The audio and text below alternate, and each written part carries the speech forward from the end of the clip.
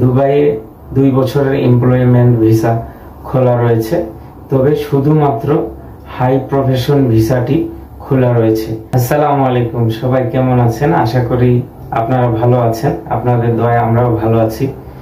আজকে ভিডিওর প্রথমে জানাচ্ছি কোঠা আন্দোলনরত অবস্থায় শহীদ হওয়া সেই ভাইদের প্রতি সমবেদনা এবং দোয়া। আল্লাহ তাআলা যেন তাদেরকে শহীদের পূর্ণ মর্যাদা দান করে। এই মুহূর্তে আছি আরব আমিরাতের দুবাই শহরে। গত কয়েকদিন ধরে সবাই অনেক চিন্তিত যে দুবাইয়ের ভিসা নাকি বন্ধ হয়ে গেছে এবং আমাদের দেশের কিছু হলুদ মিডিয়া মিথ্যা এবং বানোয়াট সংবাদ ছড়াচ্ছেন যে দুবাইয়ে ভিসা বন্ধ করে দেওয়া হয়েছে। এটি সম্পূর্ণ মিথ্যা একটি সংবাদ। এই সংবাদে আপনারা বিভ্রান্ত হবেন না।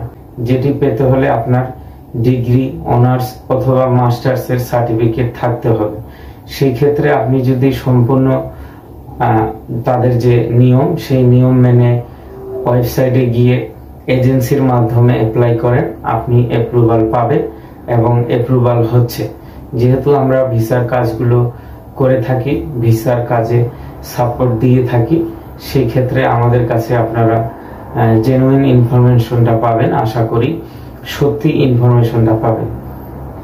গত কয়েকদিন ধরে আরব আমিরাতের দুবাই শহরে যে গভর্নমেন্টের যে সার্ভার রয়েছে সেটি জ্যাম ছিল, যার কারণে ভিসা অ্যাপ্লাই করা যাচ্ছিল না এবং ভিসা অ্যাপ্লাই করার পরে অ্যাপ্রুভাল পাওয়া যাচ্ছিল না।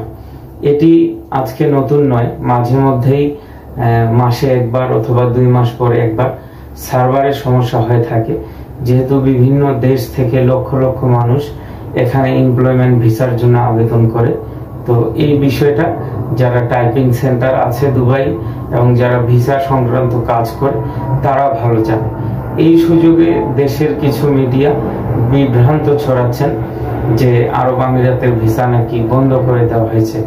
এছাড়াও যারা দুবাই আছেন, এমিরেটস আইডি নিয়ে এখানে বসবাস করছেন, তারা অনেকেই এক কোম্পানি থেকে ভিসা ক্যান্সেল করে আরেক কোম্পানিতে ভিসা ট্রান্সফার করতে চাচ্ছেন।